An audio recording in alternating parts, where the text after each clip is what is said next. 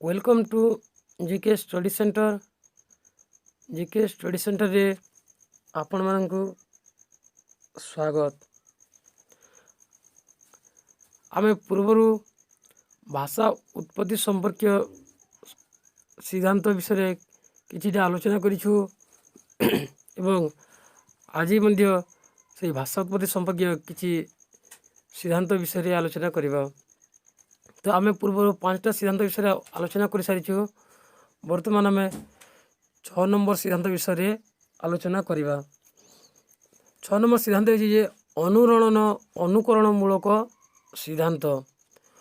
अनुरणनर अनुकरण द्वारा भाषार सृष्टि संभावना आशाजनक नहेले ही पृथ्वीर बहु भाषा प्रचुर शब्द यही भितर सृष्टि होइछि।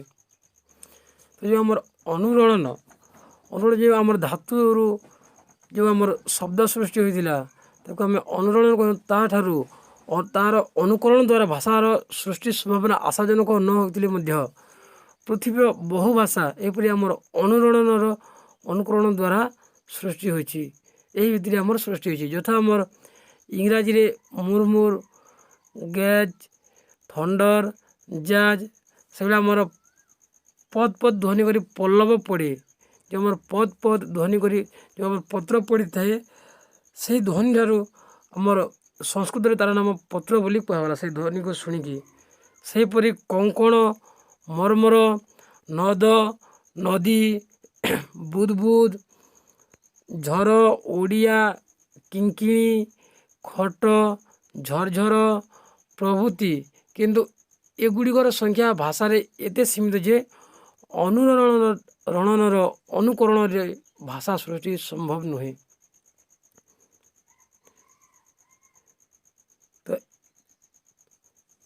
तेणु ये आमर पत्र गुड़िया धातु गुड़िक शब्द सृष्टि करवा बहुत कम धातु गुड़िया शब्द सृष्टि करे। तेणु एगुड़िकर संख्या भाषा रे बहुत कम थिला। तेणु अनुरणनर अनुकरण रे भाषा सृष्टि संभव होई नथिला। एबे आमे देखिबा भावावेग सिद्धांत। ये आमर भावावेग सिद्धांतर प्रथम संधानकारी जंती कार्डलिफ। ए सिद्धांत अनुसार मनुष्य प्रथमे विचार प्रधान हेबा अपेक्षा अधिक थिला भाव प्रधान। ए आमर कार्डलिफकर भावावेग सिद्धांत अनुसार मनुष्य प्रथमे विचार प्रधान हेबा अपेक्षा से प्रथम रु भाव प्रधान थिला। तो भावावेग वशतः तार मुखरु आह्लाद विषाद विस्मय जुगुप्सा जिज्ञासा निंदा प्रशंसा सूचक थिबा ध्वनि सबू बाहरी आसुथिला। पुणी आम स्वाभाविक प्रवृत्ति छिंकिबा परी यह हेउछि तार स्वाभाविक मानसिक प्रवृत्ति। तो आमर से मनुष्य प्रारंभ समय प्रथम से विचार करने अपेक्षा से प्रथम भाव प्रधान थिला। से तार भावावेग बहुत थिला। तेणु ता मुखरु आह्लाद विषाद विस्मय एपरी अनेक भाव सूचाउथिबा ध्वनि गुड़िक आपे आपे बाहरी आसुथिला। पुणी स्नायविक प्रवृत्ति जोटा आमर काशिबा छिंकिबा परी यह हेउछि तार स्वाभाविक मानसिक प्रवृत्ति। आमर छिंकिबा एवं काशिबा तार स्वाभाविक मानसिक प्रवृत्ति थिला। एपरी ध्वनि हेउछि ओ आ हाय धिक छी धेत फू फिस फाई ह्यू टट इत्यादि एगुड़िक हेउछि तार से भावावेग वशतः ता मुखरु सृष्टि होइतिबा शब्द गुड़िक बा ध्वनि गुड़िक। यही ध्वनि मानकर पर केतेक शब्दर सृष्टि होइछि। यथा आमर फाई रु फाइन धिक रु धिकार इत्यादि। यही आमर ध्वनि सबरू जो शब्द गुड़ी सृष्टि आमर फाई रु फाइन धिक रु धिकार इत्यादि अनेक शब्द सृष्टि होइछि। एवं धीरे धीरे यही शब्द मानकरू भाषा मध्य सृष्टि हैला। किंतु विस्मय विषाद आदिर द्योतक शब्द भाषार अविच्छेद्य अंग नुहे। किंतु आमर विस्मय विषाद आदिर यही द्योतक ଦୁଇଟି ଅର୍ଥ ବହନ କରୁଥିବା ଶବ୍ଦ ଗୁଡ଼ିକ ଭାଷାର ଅବିଚ୍ଛେଦ୍ୟ ଅଙ୍ଗ ନୁହେଁ। ତେଣୁ ଭାବାବେଗରେ ଅଭିବ୍ୟକ୍ତି ପାଇଁ ଏହିପରି ଯେଉଁ କେତୋଟି ଶବ୍ଦର ସୃଷ୍ଟି ହୋଇଛି ତାହା ସଂଖ୍ୟାରେ ଏକାବେଳକେ ନଗଣ୍ୟ। ଏବଂ ଆମର ଭାବାବେଗରେ ଏ ଭାବାବେଗ ସିଦ୍ଧାନ୍ତ ଅନୁଯାୟୀ ଯେଉଁ ଅଭିବ୍ୟକ୍ତି ପାଇଁ ଯେଉଁ କେତେକ ଶବ୍ଦ ଗୁଡ଼ିକ ସୃଷ୍ଟି ହୋଇଛି ତାହା ସଂଖ୍ୟାରେ ବହୁତ କମ୍, ଯେଉଁଟା ଆମର ଓ, ହା, ହା, ଆ, ଦିକ୍ ଏ ଶବ୍ଦ ଗୁଡ଼ିକ ବହୁତ କମ୍। ତେଣୁ ଏହାକୁ ଭାଷାରୁ ଏକାବେଳକେ ବାଦ ଦେଲେ ମଧ୍ୟ ଚଳିବ ନାହିଁ। ଏଇ ଯେଉଁ ଆମର ଶବ୍ଦ ଗୁଡ଼ିକ ହୋଇଛି ଏହି ଶବ୍ଦ ଗୁଡ଼ିକ ଆମେ ଏକାବେଳକୁ ଭାଷାରୁ ବାଦ ଦେଲେ ମଧ୍ୟ ଚଳିବ ନାହିଁ। ତେଣୁ ଭିନ୍ନ ଭିନ୍ନ ଭାଷାରେ ଏହି ଶବ୍ଦ ଗୁଡ଼ିକ ସମାନ ନୁହେଁ। ଆମର ଭିନ୍ନ ଭିନ୍ନ ଭାଷାରେ ଆମର ଅଲଗା ଅଲଗା ଭାଷାମାନଙ୍କରେ ଏହିପରି ଆମର ଧ୍ୱନି ଗୁଡ଼ିକ ଏହି ଶବ୍ଦ ଗୁଡ଼ିକ ଆମର ସମାନ ନୁହେଁ। ତେଣୁ ଏହାକୁ ମନୁଷ୍ୟର ସ୍ୱାଭାବିକ ପ୍ରବୃତ୍ତି କହିବା ମଧ୍ୟ ଠିକ୍ ନୁହେଁ। ଏ ଶବ୍ଦ ଗୁଡ଼ିକ ଅଧିକାଂଶ ସମୟରେ ବାକ୍ୟ ବାହାରେ ରହନ୍ତି। ଏବଂ ଆମର ଓ, ଆ, ହା ଏ ଅନେକ ଶବ୍ଦ ଗୁଡ଼ିକ ଏହା ଆମର ବାକ୍ୟରେ ବାହାରେ ରହିଥାନ୍ତି। ପୁଣି ଏବେ ଆମେ ଦେଖିବା ଅପନୋଦନ ଧ୍ୱନି ସିଦ୍ଧାନ୍ତ। ଏହି ମତବାଦର ଜନ୍ମଦାତା ହେଉଛନ୍ତି ବିଶିଷ୍ଟ ଭାଷାବିତ୍ ନୟେର। ଏବଂ ଆମର ଅପନୋଦନ ଧ୍ୱନି ସିଦ୍ଧାନ୍ତର ଜନ୍ମଦାତା ହେଉଛନ୍ତି ବିଶିଷ୍ଟ ଭାଷାବିତ୍ ନୟେର। ତାଙ୍କ ମତରେ ଯେତେବେଳେ କୌଣସି କଠିନ ପରିଶ୍ରମ କରାଯାଏ ସେତେବେଳେ ଫୁସ୍ଫୁସ୍ରୁ ଶ୍ୱାସ ଜୋରରେ ନିର୍ଗତ ହୁଏ, ଯାହାଦ୍ୱାରା ଶରୀରକୁ କିଛି ଆରାମ ମିଳେ। ଚଳଚଞ୍ଚଳ ନିର୍ଗତ ଏହି ଶ୍ୱାସକ୍ରିୟା ପ୍ରତିକ୍ରିୟା ଯୋଗୁଁ ସ୍ୱରତନ୍ତ୍ରୀମାନଙ୍କରେ କମ୍ପନଜାତ ହୁଏ ଏବଂ ଏହି କମ୍ପନ ଫଳରେ ସ୍ୱତଃ କେତେକ ଧ୍ୱନି ସୃଷ୍ଟି ହୁଏ। ଉଦାହରଣ ସ୍ୱରୂପ ଧୋଗା ଲୁଗା କାଚିବା ବେଳେ ହିଓ ହିଓ, ଛିଓ ଛିଓ ଇତ୍ୟାଦି କହିଥାଏ। ସ୍ୱତଃସ୍ପୃଷ୍ଟ ଏହି ଧ୍ୱନି ଗୁଡ଼ିକ ଆଦିମ ଅବସ୍ଥାରେ ସେହି କାର୍ଯ୍ୟରେ ଦ୍ୟୋତକ ହୋଇଗଲେ। ଏହିପରି କୌଣସି ଧ୍ୱନିର ଇଂରାଜୀ ହିବ୍, ହାଲ୍ ଶବ୍ଦର ସୃଷ୍ଟି ଶ୍ରମ ଅପନୋଦନ ପାଇଁ ଇଂରାଜୀରେ ୟୋ, ହୋ, ୟୋ, ହେ, ହୋ ଧ୍ୱନିର ସୃଷ୍ଟି ଏବଂ ଏହାରି ଭିତ୍ତିରେ ଶ୍ରମ ପରିହଣମୂଳକ ସିଦ୍ଧାନ୍ତର ନାମକରଣ ହୋଇଅଛି। ତ ଆମର ଏହି ଅପନୋଦନ ଧ୍ୱନି ସିଦ୍ଧାନ୍ତ ଅନୁଯାୟୀ ସେଇ ଆମର ଭାଷାବିତ୍ ନୟେର କହିଛନ୍ତି ଯେ ତାଙ୍କ ମଧ୍ୟରେ ଯେତେବେଳେ ଜଣେ ବ୍ୟକ୍ତି କୌଣସି ଗୋଟେ କଠିନ ପରିଶ୍ରମ କରେ ସେତେବେଳେ ତାର ଫୁସ୍ଫୁସ୍ରୁ ଶ୍ୱାସ ଜୋରରେ ନିର୍ଗତ ହୁଏ ଏବଂ ଯାହାଦ୍ୱାରା କି ତାକୁ କିଛି ଆରାମ ମିଳେ। ଏବଂ ଏହି ଚଳଚଞ୍ଚଳ ନିର୍ଗତ ଏହି ଶ୍ୱାସକ୍ରିୟାର ପ୍ରତିକ୍ରିୟା ଯୋଗୁଁ ସ୍ୱରତନ୍ତ୍ରୀ ଆମର ବାଗଯନ୍ତ୍ର ସ୍ୱରତନ୍ତ୍ରୀମାନେ ଅଛି ତାହା କମ୍ପନଜାତ ହୁଏ ଏବଂ ଏହି କମ୍ପନ ଫଳରେ କେତେକ ଧ୍ୱନି ସୃଷ୍ଟି ହୋଇଥାଏ। ଉଦାହରଣ ସ୍ୱରୂପ ଆମର ଧୋବା ଲୁଗା କାଚିଲା ବେଳେ ହିଓ ହିଓ, ଛିଓ ଛିଓ ଇତ୍ୟାଦି ଶବ୍ଦ ଗୁଡ଼ିକ ସୃଷ୍ଟି ହୋଇଥାଏ ବୋଲି ସେ ନୟେର କହିଛନ୍ତି।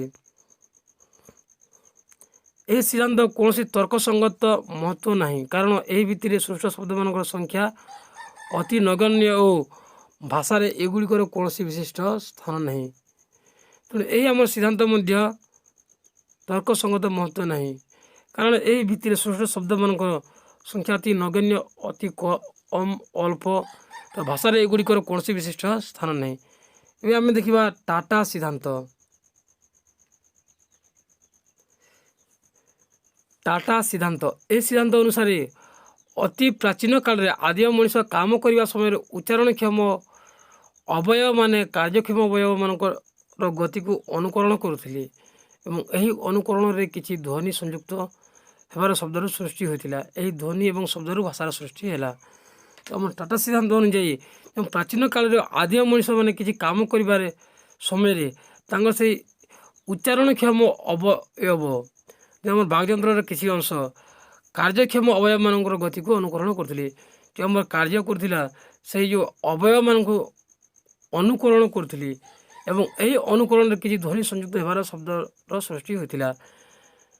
ଏବଂ ଏହି ଯେଉଁ ଆମର କାର୍ଯ୍ୟକ୍ଷମ ଅବୟବମାନଙ୍କୁ ଅନୁକରଣ କରୁଥିଲେ ଏହି ସମୟରେ କିଛି ଧ୍ୱନି ସଂଯୁକ୍ତ ହେବାରୁ ଶବ୍ଦ ଗୁଡ଼ିକ ସୃଷ୍ଟି ହୋଇଥିଲା ବୋଲି ସେ କୁହାଯାଇଛି ଏବଂ ଏହି ଧ୍ୱନି ଏବଂ ଶବ୍ଦରୁ ଭାଷାର ସୃଷ୍ଟି ହେଲା ବୋଲି କୁହାଯାଇଛି। ଏହା ଆମର ଟାଟା ସିଦ୍ଧାନ୍ତରେ ଯେଉଁ ଆମର ଆଦିମ ମଣିଷମାନେ କାମ କରୁଥିଲେ ସେହି ସମୟରେ ଯେଉଁ ତାଙ୍କର ଉଚ୍ଚାରଣକ୍ଷମ ଅବୟବମାନେ ଥିଲେ ସେ ଏହି ଉଚ୍ଚାରଣକ୍ଷମ ଅବୟବମାନେ ଯେଉଁ ଆମର କାର୍ଯ୍ୟକ୍ଷମ ଅବୟବମାନଙ୍କର ଗତିକୁ ଅନୁକରଣ କରୁଥିଲେ ଏବଂ ଏହି ଅନୁକରଣରେ କିଛି ଧ୍ୱନି ସଂଯୁକ୍ତ ହେବାରୁ ଶବ୍ଦର ସୃଷ୍ଟି ହୋଇଥିଲା ଏବଂ ଏହି ଧ୍ୱନି ଏବଂ ଶବ୍ଦରୁ ଭାଷାର ସୃଷ୍ଟି ହୋଇଥିଲା। କିନ୍ତୁ ଭାଷା ଉତ୍ପତ୍ତି ପ୍ରଶ୍ନର ସମାଧାନ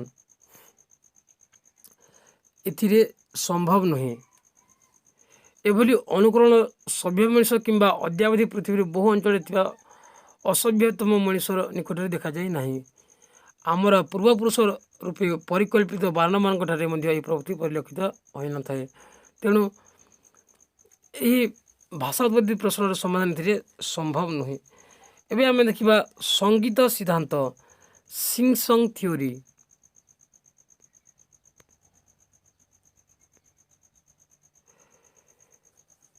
ଏହି ସିଦ୍ଧାନ୍ତ ଅନୁସାରେ ଭାଷାର ଉତ୍ପତ୍ତି ଆଦିମ ମଣିଷର ସଙ୍ଗୀତରୁ ହୋଇଅଛି। ଏହା ଆମର ସଙ୍ଗୀତ ସିଦ୍ଧାନ୍ତ ଅନୁସାରେ ଭାଷାର ଉତ୍ପତ୍ତି ଆଦିମ ମଣିଷର ସଙ୍ଗୀତରୁ ହୋଇଅଛି ଏବଂ ଡାରୱିନ୍ ଏବଂ ସ୍ପେନ୍ସରର ଏହି ମତକୁ କେତେକ ପରିମାଣରେ ସ୍ୱୀକାର କରିଛନ୍ତି। ଏହା ଆମର ସଙ୍ଗୀତ ସିଦ୍ଧାନ୍ତକୁ ଡାରୱିନ୍ ଏବଂ ସ୍ପେନ୍ସର ଏହି ମତକୁ ସ୍ୱୀକାର କରିଛନ୍ତି, କିନ୍ତୁ ଜେସ୍ପରସନ୍ ଏହାକୁ ପ୍ରତିପାଦିତ କରିବା ପାଇଁ କ୍ରୀଡ଼ାବାଦର ସାହାଯ୍ୟ ନେଇଛନ୍ତି। ଏହା ଆମ ସଙ୍ଗୀତ ସିଦ୍ଧାନ୍ତକୁ ଜେସ୍ପର ପ୍ରତିପାଦିତ କରିବାକୁ କ୍ରୀଡ଼ାବାଦର ସାହାଯ୍ୟ ନେଇଛନ୍ତି। ତାଙ୍କ ମତରେ ଭାଷାର ଉତ୍ପତ୍ତି ଉତ୍ସ ହେଉଛି କ୍ରୀଡ଼ା ଏବଂ ଜେସ୍ପରସନ୍ଙ୍କ ମତରେ ଭାଷାର ଉତ୍ପତ୍ତି ଉତ୍ସ ହେଉଛି କ୍ରୀଡ଼ା। ଉଚ୍ଚାରଣକ୍ଷମ ଅବୟବମାନେ ଅବଲୀଳା କ୍ରମେ କ୍ରୀଡ଼ା କରିବାରୁ ତାହା ସଙ୍ଗୀତରେ ପରିଣତ ହେଲା। ଏ ଯେଉଁ ଆମର ଉଚ୍ଚାରଣକ୍ଷମ ଅବୟବମାନେ ଅବଲୀଳା କ୍ରମେ ସେମାନେ କ୍ରୀଡ଼ା କରିବାରୁ ଆମର ଉଚ୍ଚାରଣକ୍ଷମ ଅବୟବମାନେ ସେମାନେ କିଛି କ୍ରୀଡ଼ା କରିବାରୁ ତାହା ସଙ୍ଗୀତରେ ପରିଣତ ହେଲା ଏବଂ ପ୍ରେମ ଦୁଃଖ ଆଦି ଅବସରରେ ମଣିଷର ସ୍ୱରତନ୍ତ୍ରୀ ମଧ୍ୟ ସ୍ପନ୍ଦିତ ହୁଏ ଏବଂ ପ୍ରେମ ଦୁଃଖ ଆଦି ଏବଂ ଭାବାବେଗରେ ଆମର ମଣିଷର ସ୍ୱରତନ୍ତ୍ରୀ ମଧ୍ୟ ସ୍ପନ୍ଦିତ ହୁଏ। ପ୍ରଥମେ ଏଥିରୁ ସୃଷ୍ଟ ହୁଏ ଅର୍ଥହୀନ ଅକ୍ଷର। ପ୍ରଥମେ ଏହି ଆମର ଉଚ୍ଚାରଣକ୍ଷମ ଅବୟବମାନଙ୍କର ଅବଲୀଳା କ୍ରମେ ଯେଉଁ କ୍ରୀଡ଼ା କରିବାର ଯେଉଁ ସଙ୍ଗୀତ ସୃଷ୍ଟି ହେଲା ତାଠାରୁ କିଛି ପରିମାଣରେ ଅର୍ଥହୀନ ଅକ୍ଷର ସୃଷ୍ଟି ହେଲା ଏବଂ ପରେ ବିଶେଷ ପରିସ୍ଥିତିରେ ଏହା ଅର୍ଥାନ୍ୱିତ ହୁଏ ଏବଂ ପରେ ଏହା ଗୋଟିଏ ବିଶେଷ ପରିସ୍ଥିତିରେ ଏହା ଅର୍ଥାନ୍ୱିତ ହୁଏ। ଏହି କ୍ରମରେ ଭାଷା ସୃଷ୍ଟି ବୋଲି କୁହାଯାଇଛି। ମାନେ ବିଶେଷ ପରିସ୍ଥିତି କହିଲେ ଯେମିତି ଆମର କୌଣସି ଗୋଟେ ଭାବ ସମୟରେ ଯେଉଁ ଆମର କ୍ରନ୍ଦନ ହୋଇଯିବା କିମ୍ବା ଆମେ କିଛି ଗୋଟିଏ ଚିତ୍କାର କରିବା ସେହିଭଳି ଆମର ଅର୍ଥାନ୍ୱିତ ହେଲା ଏବଂ ଏହି କ୍ରମରେ ଭାଷାର ସୃଷ୍ଟି ହେଲା। ଯେମିତି ଆମେ କେହି ଜଣେ ଚିତ୍କାର କଲେ ଆମେ ତାକୁ ଦେଖି ଜାଣିପାରୁ ଯେ ଏଇଥିପାଇଁ ସେ ଚିତ୍କାର କରିଯିବା କାନ୍ଦୁଛି, ସେପରି ଆମର ଏହିପରି ଭାବରେ ଆମର ଭାଷାର ସୃଷ୍ଟି ହେଇଥିଲା। ତ ସଙ୍ଗୀତ ସିଦ୍ଧାନ୍ତ ମଧ୍ୟ କେତେକ ଦୃଷ୍ଟିରୁ ଭ୍ରମାତ୍ମକ। ତ ଆମେ ଦେଖିବାକୁ ପାଇଛୁ ଯେ ଏହି ସଙ୍ଗୀତ ସିଦ୍ଧାନ୍ତ ମଧ୍ୟ କେତେକ ଦୃଷ୍ଟିରୁ ଏହା ଭ୍ରମାତ୍ମକ। ହୁଏତ ଆଦିମ ମଣିଷ ଥିଲା ଅତି ମାତ୍ରାରେ ଭାବୁକ, ହୁଏତ ସେ ସମୟରେ ସେଇ ଆଦିମ ମଣିଷ ଅତି ମାତ୍ରାରେ ଭାବୁକ ଥାଇପାରେ କିମ୍ବା ସମ୍ଭବତଃ ଗୁଣୁ ଗୁଣୁ ହେବାରେ ସେ ଆନନ୍ଦ ପାଉଥିଲା କିମ୍ବା କଇଁ କଇଁ ସକସକ ହୋଇ କାନ୍ଦୁଥିଲା ଓ ହୁଁ ହୁଁ କରି ତା'ର କ୍ରୋଧ ପ୍ରକାଶ କରୁଥିଲା। କିନ୍ତୁ ଏଥିରୁ ଭାଷା ସୃଷ୍ଟି ହେବ କିପରି? ପୁଣି ଏହା ଏକ କ୍ରୀଡ଼ା ହେବ କିପରି? ତେଣୁ ଏହି ସିଦ୍ଧାନ୍ତ ମଧ୍ୟ ଆମର ଭ୍ରମାତ୍ମକ ସିଦ୍ଧାନ୍ତ ବୋଲି କୁହାଯାଏ। ପୁଣି ପ୍ରେମ ସିଦ୍ଧାନ୍ତ ଉ ଥିଓରି। ଏହି ମତବାଦର ଉଦ୍ଭାବକ ହେଉଛନ୍ତି ପ୍ରଫେସର ହଡସନ୍। ପ୍ରେମ ସିଦ୍ଧାନ୍ତର ଉଦ୍ଭାବକ ହେଉଛନ୍ତି ପ୍ରଫେସର ହଡସନ୍।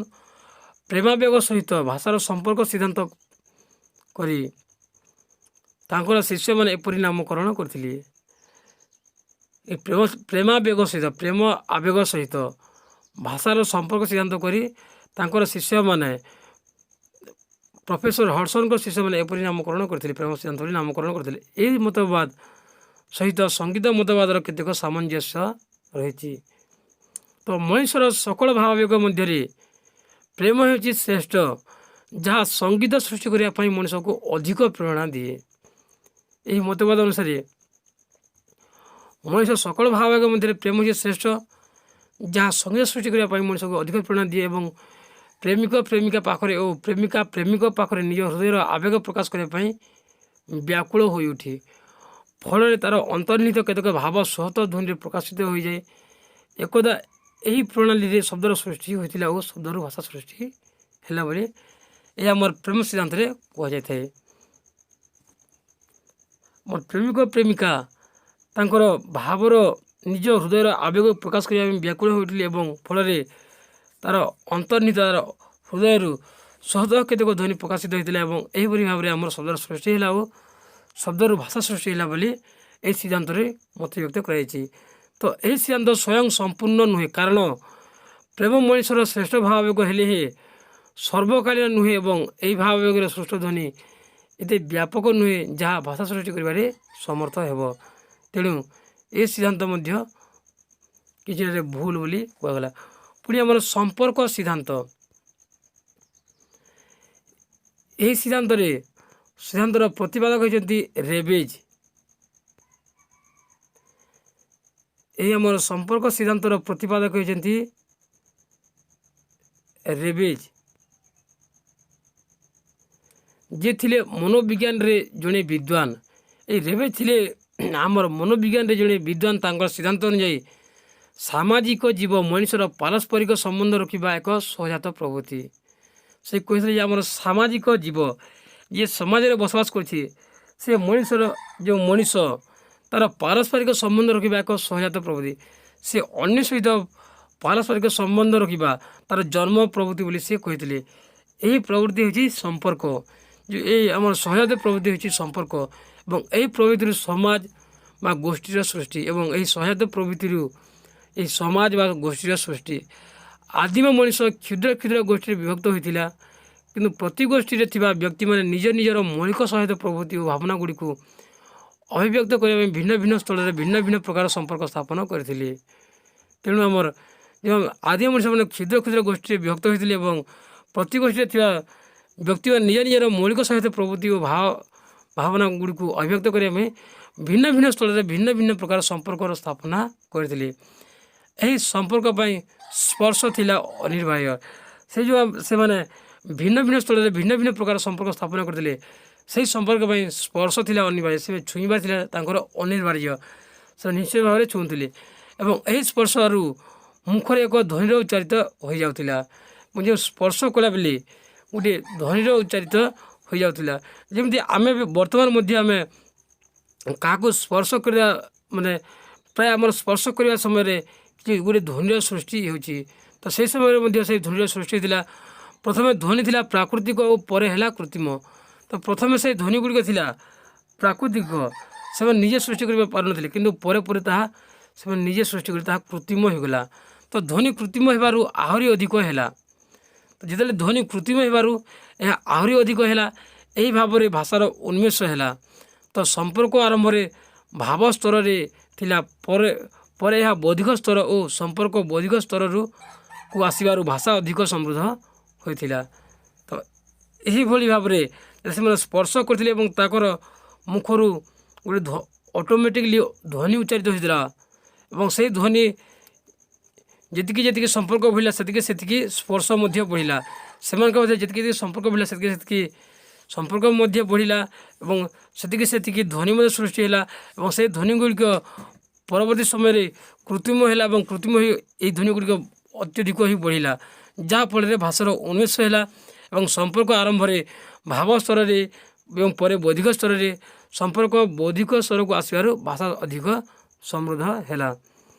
ତ ଏହି ସିଦ୍ଧାନ୍ତରେ ସମ୍ପର୍କ କିପରି କୃତ୍ରିମ ଓ ବୌଦ୍ଧିକ ହେବାରୁ ଭାଷାର ବିକାଶ ହେଲା ସେ ସମ୍ପର୍କରେ ସ୍ପଷ୍ଟତା ନାହିଁ, କିନ୍ତୁ ପ୍ରଫେସର ରେବେଜ ମନୁଷ୍ୟ, ଶିଶୁ, ପଶୁ, ପକ୍ଷୀ ପ୍ରଭୃତିଙ୍କର ମନସ୍ତତ୍ତ୍ୱ ଅନୁଧ୍ୟାନ କରି ଯେଉଁ ସିଦ୍ଧାନ୍ତ ଉପସ୍ଥାପିତ କଲେ ତାହା ବହୁ ପରିମାଣରେ ତର୍କସଙ୍ଗତ ମନେ ହେଲା।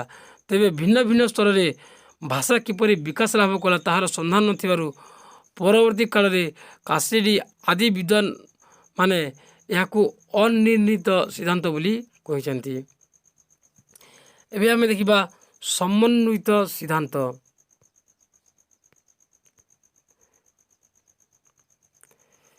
ଏହି ମତବାଦର ଜନ୍ମଦାତା ହେଉଛନ୍ତି ପ୍ରସିଦ୍ଧ ଭାଷା ବିଜ୍ଞାନବିଦ ହେନରୀ ସୁଇଟ୍। ଆମର ସମନ୍ୱିତ ସିଦ୍ଧାନ୍ତର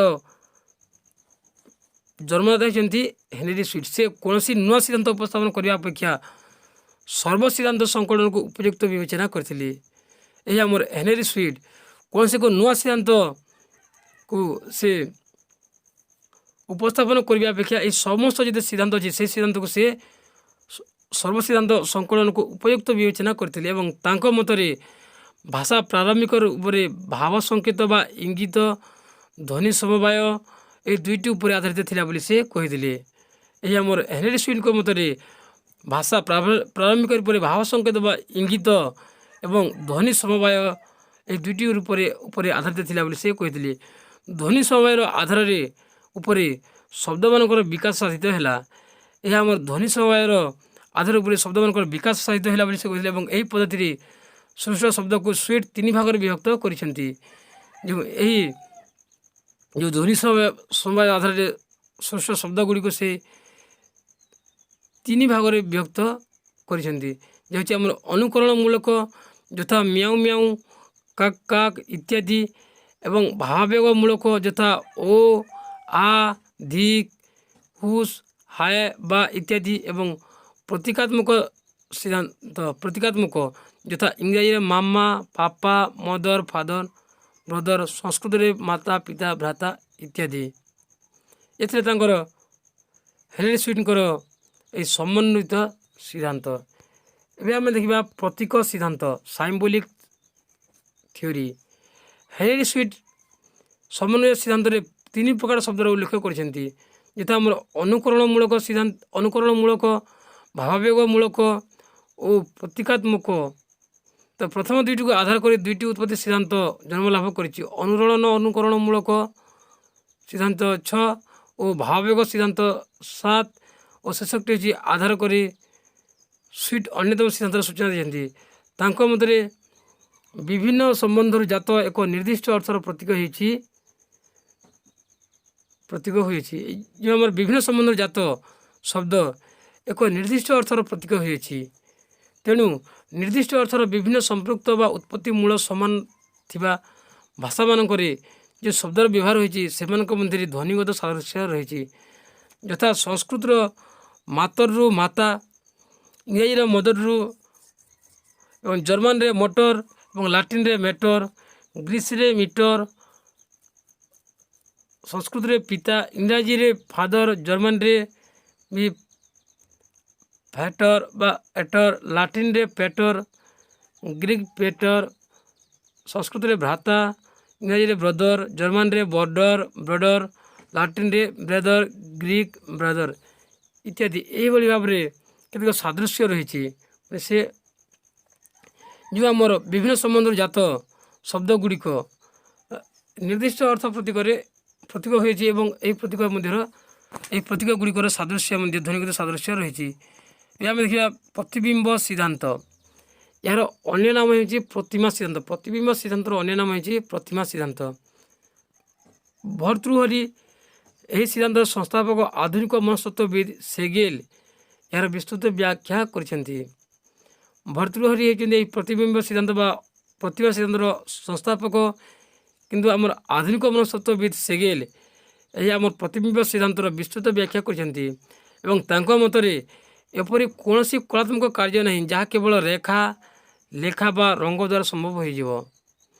ଯେପର୍ଯ୍ୟନ୍ତ କଳାକାରର ମସ୍ତିଷ୍କ ଭିତରେ ଗୋଟିଏ ବିମ୍ବର ପୂର୍ଣ୍ଣ ପ୍ରତିବିମ୍ବ ଜନ୍ମ ନ ନେଇଛି ସେ ପର୍ଯ୍ୟନ୍ତ କୌଣସି କଳାତ୍ମକ କାର୍ଯ୍ୟ ସୃଷ୍ଟି ଲାଭ କରିପାରିବ ନାହିଁ। ସେହିପରି କେତେଟା ଭଗ୍ନ, ଅସଂଲଗ୍ନ, ଅସ୍ପଷ୍ଟ ଧ୍ୱନିକୁ ସଂଯୋଗ କରିଦେଲେ ଭାଷାର ସୃଷ୍ଟି ହୋଇପାରିବ ନାହିଁ। ଯେପର୍ଯ୍ୟନ୍ତ ଭାବର ମୂଳ ସ୍ୱରୂପର ପୂର୍ଣ୍ଣ ପ୍ରତିବିମ୍ବ ମନୁଷ୍ୟର ମସ୍ତିଷ୍କ ଚିତ୍ରିତ ନ ହୋଇଛି କଳାକାର ତା'ର ମସ୍ତିଷ୍କ ଭିତରେ ଉଦ୍ଭୂତ ପ୍ରତିବିମ୍ବକୁ ରେଖାରେ ବା ଲେଖାରେ ବା ରଙ୍ଗରେ ଯେପରି ରୂପ ଦେବା ପାଇଁ ବ୍ୟାକୁଳ ହୁଏ, ଭାବରେ ଆବିଷ୍ଟ ମଣିଷ ମନ ଭିତରେ ଉଦ୍ଭୂତ ଭାବ ପ୍ରତିବିମ୍ବକୁ ଧ୍ୱନିର ପ୍ରକାଶ କରିବା ପାଇଁ ସେହିପରି ବ୍ୟାକୁଳ ହୁଏ। ଏହି ବ୍ୟାକୁଳତାରୁ ଧ୍ୱନିର ସୃଷ୍ଟି ଓ ଧ୍ୱନିର ଭାଷାର ସୃଷ୍ଟି ବୋଲି ସେ କହିଛନ୍ତି। ଏହି ପ୍ରତିବିମ୍ବ ସିଦ୍ଧାନ୍ତରେ ଯେଉଁ ଆମର ଆଧୁନିକ ମନସ୍ତତ୍ତ୍ୱବିଦ ସେଗେଲ ଯେଉଁ ଆମର ଭର୍ତ୍ତୃହରିଙ୍କ ସିଦ୍ଧାନ୍ତକୁ ବିସ୍ତୃତ ବ୍ୟାଖ୍ୟା କରି କହିଛନ୍ତି, ସେ କହିଛନ୍ତି ଯେ ଏପରି କୌଣସି କଳାତ୍ମକ କାର୍ଯ୍ୟ ନାହିଁ ଯାହା କେବଳ ରେଖା, ଲେଖା ଏବଂ ରଙ୍ଗ ଦ୍ୱାରା ସମ୍ଭବ ହୋଇଯିବ। ଯେପର୍ଯ୍ୟନ୍ତ କଳାକାରର ମସ୍ତିଷ୍କରେ ଗୋଟିଏ ଛବି ପୂର୍ଣ୍ଣ ପ୍ରତିବିମ୍ବ ଜନ୍ମ ନେଇଛି ସେ ପର୍ଯ୍ୟନ୍ତ କୌଣସି କଳାତ୍ମକ କାର୍ଯ୍ୟ ସୃଷ୍ଟି ଲାଭ କରିପାରିବ ନାହିଁ। ଆମେ ମନ ଭିତରେ କିଛି ଗୋଟିଏ କଳ୍ପନା କରିବା ଏବଂ କିଛି ଗୋଟିଏ ଚିନ୍ତା, କିଛି ଗୋଟିଏ ଜିନିଷର ଯଦି ଛବି ଆମ ମନ ଭିତରେ ଆଙ୍କି ହୋଇଯିବ ସେତେବେଳେ ଆମେ କଳାତ୍ମକ କାର୍ଯ୍ୟ ସୃଷ୍ଟି ଲାଭ କରିବା ପାଇଁ ଆମେ ଇଚ୍ଛୁକ ହୋଇଥାଉ। ତେଣୁ ସେ କହିଛନ୍ତି ଯେପର୍ଯ୍ୟନ୍ତ ପୂର୍ଣ୍ଣ ପ୍ରତିବିମ୍ବ ଜନ୍ମ ନ ନେଇଛି ସେ ପର୍ଯ୍ୟନ୍ତ କୌଣସି କଳାତ୍ମକ କାର୍ଯ୍ୟ ସୃଷ୍ଟି ଲାଭ କରିପାରିବ ନାହିଁ। ସେହିପରି କେତେଟା ଭଗ୍ନ, ଅସଂଲଗ୍ନ, ଅସ୍ପଷ୍ଟ ଧ୍ୱନିକୁ ସଂଯୋଗ କରିଦେଲେ ଭାଷାର ସୃଷ୍ଟି ହୋଇପାରିବ ନାହିଁ। ସେ କହିଛନ୍ତି ଯେ କେତେ ଗୁଡ଼ିଏ ଆମର ଭଗ୍ନ ଅସଂଲଗ୍ନ ଅସ୍ପଷ୍ଟ ଧ୍ୱନିକୁ ସଂଯୋଗ କରିଦେଲେ ଭାଷା ସୃଷ୍ଟି ହୋଇପାରିବ ନାହିଁ। ଯେପର୍ଯ୍ୟନ୍ତ ଭାବର ମୂଳ ସ୍ୱରୂପର ପୂର୍ଣ୍ଣ ପ୍ରତିବିମ୍ବ ମନୁଷ୍ୟର ମସ୍ତିଷ୍କ ଚିତ୍ରିତ ନ ହୋଇଛି, ଯେପର୍ଯ୍ୟନ୍ତ ମନୁଷ୍ୟ ମନରେ ତା'ର ଯେଉଁ ସେ ଭାବ ଯେଉଁ ଛବି ଗୁଡ଼ିକ ପୂର୍ଣ୍ଣ ରୂପରେ ସୃଷ୍ଟି ନ ହୋଇଛି, ସେ ପର୍ଯ୍ୟନ୍ତ ଏହା ଆମର କୌଣସି ଭଗ୍ନ ଅସଂଲଗ୍ନ ଏବଂ ଅସ୍ପଷ୍ଟ ଧ୍ୱନିକୁ ସଂଯୋଗ କରି ଭାଷା ସୃଷ୍ଟି ହୋଇପାରିବ ନାହିଁ ବୋଲି ସେ ମତ ବ୍ୟକ୍ତ କରିଛନ୍ତି। ତ କଳାକାର ତା'ର ମସ୍ତିଷ୍କ ଭିତରେ ଉଦ୍ଭୂତ ପ୍ରତିବିମ୍ବକୁ ରେଖାରେ ଲେଖାରେ ଏବଂ ରଙ୍ଗରେ ଯେପରି ରୂପ ଦେବା ପାଇଁ ବ୍ୟାକୁଳ ହୁଏ, ସେଭଳି ଆମର ଭାବର ଆବିଷ୍ଟ ମଣିଷ ମନ ଭିତରେ ଉଦ୍ଭୂତ ଭାବ ପ୍ରତିବିମ୍ବକୁ ଧ୍ୱନିରେ ପ୍ରକାଶ କରିବା ପାଇଁ ସେହିପରି ବ୍ୟାକୁଳ ହୁଏ। ଯେଉଁଭଳି ଆମର କଳାକାର ମସ୍ତିଷ୍କ ଭିତରେ ଯେଉଁ ତା'ର ଛବି ଅଛି ତାହାକୁ ଲେଖାରେ ରଙ୍ଗରେ ରୂପ ଦେବା ପାଇଁ ବ୍ୟାକୁଳ ହୋଇଥିଲେ, ସେହିପରି ମଣିଷ ମଧ୍ୟ ତା'ର ଉଦ୍ଭୂତ ଭାବ ପ୍ରତିବିମ୍ବକୁ ଧ୍ୱନିରେ ପ୍ରକାଶ କରିବା ପାଇଁ ସେହିପରି ବ୍ୟାକୁଳ ହୁଏ। ଏହି ବ୍ୟାକୁଳତାର ଧ୍ୱନି ସୃଷ୍ଟି ଓ ଧ୍ୱନିରୁ ଭାଷାର ସୃଷ୍ଟି ହୋଇଛି ବୋଲି ସେ କହିଛନ୍ତି। ଏ ସିଦ୍ଧାନ୍ତ ଧ୍ୱନି ଓ ଶବ୍ଦର ସୃଷ୍ଟି ପାଇଁ ସତ୍ୟ ହୋଇପାରେ, କିନ୍ତୁ ସବୁ ମଣିଷର ବ୍ୟାକୁଳତାର ସମାନ ପ୍ରକାର ଧ୍ୱନି ଓ ଶବ୍ଦର ସୃଷ୍ଟି ହେବ, ଏହାର କୌଣସି ସତ୍ୟତା ନାହିଁ। ଏବେ ଆମେ ଦେଖିବା ବିବର୍ତ୍ତନ ସିଦ୍ଧାନ୍ତ ବା ସାମାଜିକ ଅନୁବନ୍ଧ ସିଦ୍ଧାନ୍ତ। ଏହା ଆମର ଅଷ୍ଟାଦଶ ଶତାବ୍ଦୀ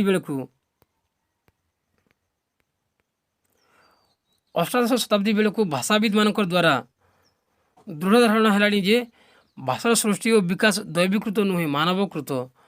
ଡାରଉଇନ୍ ଦର୍ଶାଇଲେ ଯେ ମାନବ ଭାଷା ସୃଷ୍ଟିରେ ସ୍ରୋତ ସହିତ ଓତପ୍ରୋତ ଭାବରେ ଜଡ଼ିତ। ଭାଷା ପ୍ରଥମେ ମଣିଷର ଅବୟବ ଦ୍ୱାରା ସୃଷ୍ଟି ଏକ ଅଭିନୟ ଥିଲା। ପ୍ରଥମେ ବାକ୍ଯନ୍ତ୍ର ମୁକ ଅଭିନୟକୁ ଅନୁକରଣ କରୁନଥିଲା, କିନ୍ତୁ ଯେତେବେଳେ ମଣିଷ ଅଧିକ ସାମାଜିକ ହୋଇ ପରସ୍ପର ସହିତ ଅଧିକ ସମ୍ପର୍କ ସ୍ଥାପନ କଲା, ସେତେବେଳେ ଆତ୍ମପ୍ରକାଶ ଲାଗି ବ୍ୟାକୁଳ ହୋଇଉଠିଲା ଏବଂ ତା'ର ମନର ଗୋପନ କଥାକୁ ସମ୍ପୂର୍ଣ୍ଣ ପ୍ରକାଶ କରିବାକୁ ଅଭିନୟ ଯଥେଷ୍ଟ ଅନୁକୂଳ ମନେ ହେଲା ନାହିଁ। ତ ନିର୍ଦ୍ଦିଷ୍ଟ ମନୋଭାବ ପାଇଁ ନିର୍ଦ୍ଦିଷ୍ଟ ସଂକେତ ଅବୟବ ଦ୍ୱାରା ଅଭିନୀତ ହେବା ସମ୍ଭବ ମନେ ହେଲା ନାହିଁ। ତ ଡାରଉଇନ୍ କହନ୍ତି ଯେ ସେ ଏପରି ଏକ ବ୍ୟାକୁଳ ମୁହୂର୍ତ୍ତରେ ସେମାନେ ଏକ ବୃହତ୍ ସଭାର ଆୟୋଜନ କରିଥିବେ। ସେହି ସଭାରେ ପରସ୍ପର ମନୋଭାବ ବୁଝିବା ପାଇଁ କେତେକ ନିର୍ଦ୍ଦିଷ୍ଟ ଧ୍ୱନି ସଂକେତ ସେମାନେ ନିର୍ବାଚନ କରିଥିବେ। ସେହି ସାମାଜିକ ପରିବେଶରେ ସେହି ସମାଜ ଦ୍ୱାରା ସେହି ଧ୍ୱନି ସଂକେତ ଭାବ ପ୍ରକାଶ ଓ ବିନିମୟର ସର୍ବସାଧାରଣ ଧ୍ୱନି ସଂକେତର ରୂପେ ସ୍ୱୀକୃତ ଲାଭ କରିଥିବ ଏବଂ ଏହି ଧ୍ୱନି ସଂକେତ ଯେତିକି ବଢ଼ିଥିବ, ସେତିକି ଅଧିକ ଶବ୍ଦର ସୃଷ୍ଟି ହୋଇଥିବ। ପ୍ରଥମେ ଏହି ଧ୍ୱନି ଏବଂ ଶବ୍ଦ ବିଶୃଙ୍ଖଳ ହୋଇ ରହିଥିବ। କାଳକ୍ରମେ ଏହି ବିଶୃଙ୍ଖଳ ଧ୍ୱନି ଗୁଡ଼ିକୁ ଭାବ ବିନିମୟର ଅନୁକୂଳ କରି ଏକ କ୍ରମରେ ସଜାଇବା ପାଇଁ ସେମାନେ ପୁଣି ଏକତ୍ର ହୋଇଥିବେ। ତ ସାଧାରଣ ବୁଝାମଣା ପାଇଁ ସେମାନେ ଏକ ନିୟମ କ୍ରମରେ ସଜାଇଥିବା ଓ ଧ୍ୱନି ଶବ୍ଦ ବାକ୍ୟରେ ପରିଣତ ହୋଇଥିବ। ତ ବାକ୍ୟ ସୃଷ୍ଟି ହେଲା ପରେ ସେମାନେ ପୁଣି ଏକତ୍ର ହୋଇଥିବେ। ବିଚାରଧାରାରେ ଅନୁକ୍ରମ, ଶୃଙ୍ଖଳା ଓ ସଂଯମ ପାଇଁ ସେହି ବାକ୍ୟ ଗୁଡ଼ିକୁ ନିର୍ଦ୍ଦିଷ୍ଟ ଶୃଙ୍ଖଳାରେ ସଜାଇଥିବେ। ଏହି କ୍ରମରେ ସଜ୍ଜିତ ବାକ୍ୟ ସମୂହ ଦ୍ୱାରା ମନର ଭାବ ସୃଷ୍ଟ ଭାବରେ ଅଭିବ୍ୟକ୍ତି ହୋଇଥିବ। ଏହିପରି ଭାବରେ ଭାଷାର ବିବର୍ତ୍ତନ ହୋଇଛି। ତ ରୁସୋ ହେଉଛନ୍ତି ଏହି ସିଦ୍ଧାନ୍ତର ପ୍ରତିପାଦକ, କିନ୍ତୁ ଆର୍.ଏ. ୱିଲସନ୍ ଏ ମତର ବିରୋଧ କରନ୍ତି। ତାଙ୍କ ମତରେ ସେ ଆଦିମ ମଣିଷମାନେ ସେହି ସର୍ବସାଧାରଣ ଧ୍ୱନି ସଂକେତ କାହା ସାହାଯ୍ୟରେ ନିର୍ବାଚନ କଲେ। ତାଙ୍କ ପ୍ରଶ୍ନର ମୂଳ ତତ୍ତ୍ୱ ହେଲା ଯେ ଆଗେ ଧ୍ୱନି ସଂକେତର ସୃଷ୍ଟି ନା ଆଗେ ଭାଷାର ସୃଷ୍ଟି? ପ୍ରଥମେ ମଞ୍ଜିର ସୃଷ୍ଟି କି ଗଛର ସୃଷ୍ଟି? ଏ ପ୍ରଶ୍ନ ଯେପରି ସୃଷ୍ଟିର ଏକ ଅସମାହିତ ରହସ୍ୟ, ସେହିପରି ଆଗେ ଧ୍ୱନି ସଂକେତର ସୃଷ୍ଟି କି ଭାଷାର ସୃଷ୍ଟି, ତାହା ଏକ ଚିର ଅନୁତ୍ତରିତ ସମସ୍ୟା। ତଥାପି ବିବର୍ତ୍ତନ ସିଦ୍ଧାନ୍ତ ଭାଷାର ସୃଷ୍ଟି ସମ୍ପର୍କରେ ଆବିଷ୍କୃତ ସିଦ୍ଧାନ୍ତମାନଙ୍କ ମଧ୍ୟରେ ଅଧିକ ସୁଚିନ୍ତିତ ସିଦ୍ଧାନ୍ତ। ଏହା ଥିଲା ଆମର ଭାଷା ଉତ୍ପତ୍ତି ସମ୍ପର୍କୀୟ 16ଟି ସିଦ୍ଧାନ୍ତ। ନେକ୍ସଟ ଆମେ ଗୋଟିଏ ଅଲଗା ବିଷୟରେ ଆଲୋଚନା କରିବା। Thank you.